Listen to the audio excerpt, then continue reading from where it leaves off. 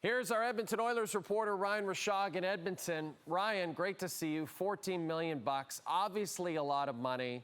Is this what you expected Leon to sign for?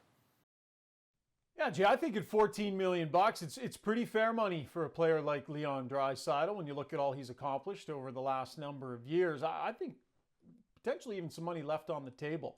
People might kind of cast a sideways glance at that notion, but I mean, Leon Draisaitl over the last 4 seasons has been an incredibly durable player, has the second most points in the National Hockey League in that time overall, and the second most goals. Like, this is a high-end player that has also proven he has world-class all-time production in the playoffs as well. And I think had he gotten to the open market, I think the average annual value would have been higher than $14 million by quite a bit on a 7-year deal. I think he did this deal understanding that you can't squeeze every single penny out of a negotiation like this and still have as good a chance to win. So I'm not saying it's a huge haircut, but I'm saying I do believe there probably could have been some more money there for Leon Draisaitl. And look, it paves the way for a deal with Connor McDavid next year. As much as they say that these two deals are separate and that they should be, make no mistake, these two are incredibly tight.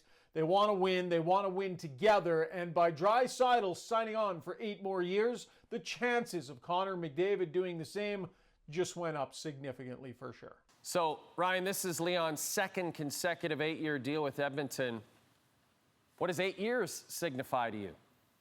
Yeah, it's interesting to hear Draisaitl say, kind of for the first time publicly, a few of those things about how he couldn't ever imagine himself pulling on a sweater other than the Oilers, and that he wants to be an Edmonton Oiler for his entire career, that it's always been Edmonton. He's kind of played the cards a little closer to the vest, at least he did all season long, right? Not wanting to give away too much, but it's very clear he believes he can win in Edmonton. And when you're talking about a player like Leon Draisaitl or Connor McDavid, these upper echelon players, it's about legacy in a lot of ways. It's about winning Stanley Cups and how many can you win. He wants to win.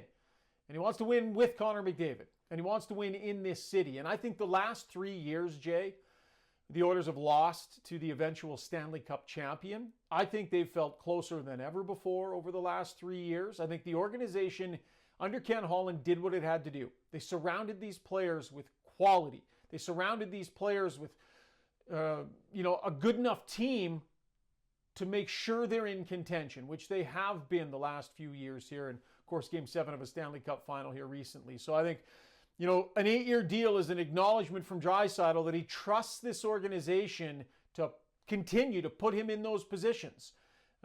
That his legacy, his ability to compete for a Stanley Cup will be safeguarded here.